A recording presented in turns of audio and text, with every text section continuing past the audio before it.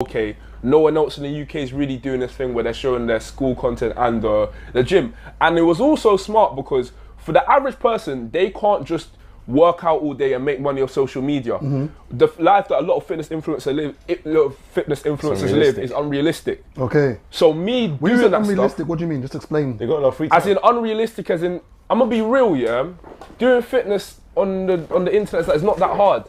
It's genuinely not that hard. Obviously, everything's hard work, but It's not that hard once you've got once you've got there, yeah. Once you've got you get there, yeah. like I know people in the industry that literally could just wake up at 4, post an Instagram picture and go back to bed, and that's all they've got. Literally, all they've got to do.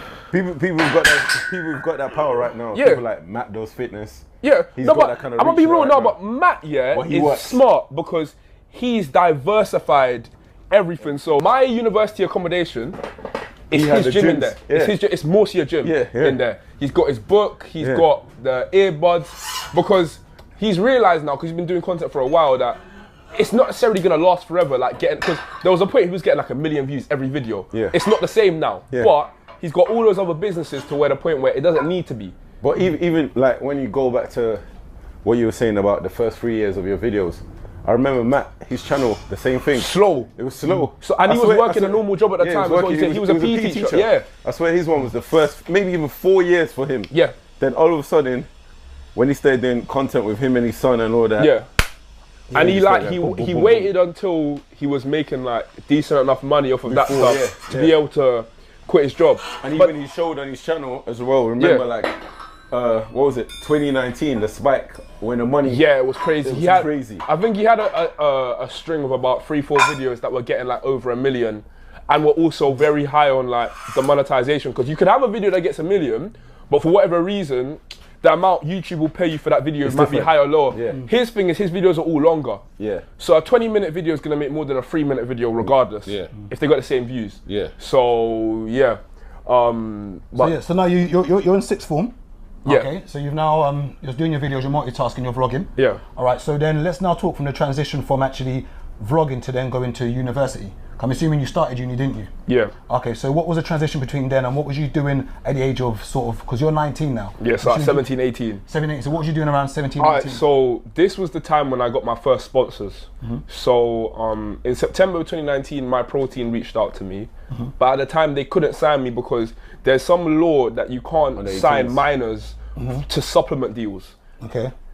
And then so I became an affiliate, which actually a lot of people are. So you're on like a salary or anything, but you can get commission and then the products and etc. Well, off your thingy code. Off your code, yeah. And then in December of 2019, Gymshark messaged me. Okay. And the thing is that had been a goal, like a distant future goal, but it managed to happen very soon. And then obviously in January that year, they invited me up there, met me, and then I'd gone to a couple of events with them. And then in May of 2020, I got sponsored. Okay. And obviously then and now, I'm still the youngest person on the brand. So just now, what does that look like? So when so each time you mention things, I'm just going to want the audience to understand what you mean by that. So when you say you're sponsored, what are the limitations within that sponsorship? So let's say Gym start sponsoring you now, and obviously you're wearing their top, their top. And this is the Gymshark tracksuit as well. And you're in the tracksuit. So am I right in saying that when it comes to filming content, that there is some kind of things in there where it states that you have to wear, if you're going to wear gym wear, you have to wear this, or is it a case of is there like a quota, or how does it actually work? It's kind of like who that. are wanting to get sponsored, because once again I mentioned you're 19, and there are a lot of young boys and young girls who would like to be in the position you're in now.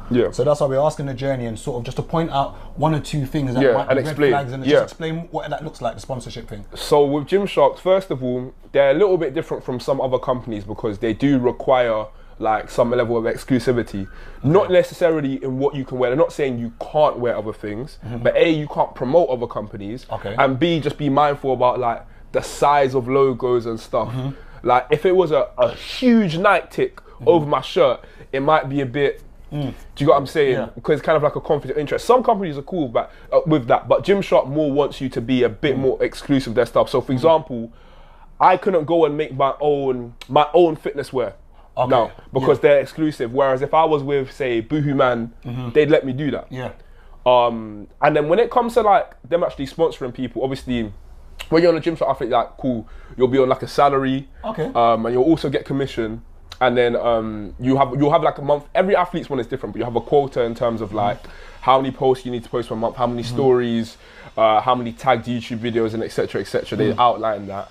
And then in terms of the actual process of getting sponsored, Gymshark's a little bit different to some other companies, because some companies have like just a general requirement. Like for some companies, it's just like you need 10,000 followers. 10,000 followers on some social media, right? But Gymshark don't really care about that. Okay, so is it more to do with what's the thing back end, engagement to them? Partly, yeah, partly.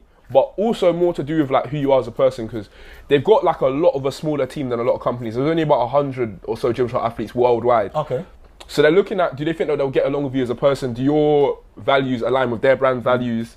And because they haven't done so much of it now because of COVID, but prior to this, they were doing a lot of like different events in different places in the world, flying out all their athletes, like you're traveling together, you're doing things together. So if you got a few like bad apples in the group, it's just kind of spoil it. Also, get into public speaking, you speak very well. I think out of all the guests that have come on here, bingo.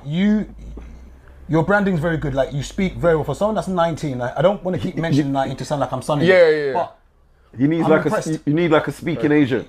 I'm impressed. Like you proper. are like. I even want to go back to even talk about your schooling. Did you go to an everyday normal school? Yeah, I went to Harris Merton down the road, bro. So you went to a public school. Public school. Did you have any extra tutorial lessons? Did you have like a Saturday school? Nothing. So do you know what a big thing would have been in this actually? It would have been church, man. Okay. So I was big. So obviously my family's big, like serious Christians or whatever. Okay. Going to church every week, not just going to church, but like doing things with church, like speaking at church, things like that. But it's just always been something that I think has always been kind of emphasised. Because another thing is that you've got to realise as well that you kind of got a bit of an uphill battle as a young black male, because spot on. The majority of the country's not going to look like you. We're 3%. And then also, different from that, on a cultural level, there's going to be some level of like difference between you and like the average, young white guy. Yeah. But it's not even like I've done it intentionally. Just me, like kind of being the person that I am and etc. I've always, made sure that I try to speak well, always try to present myself well.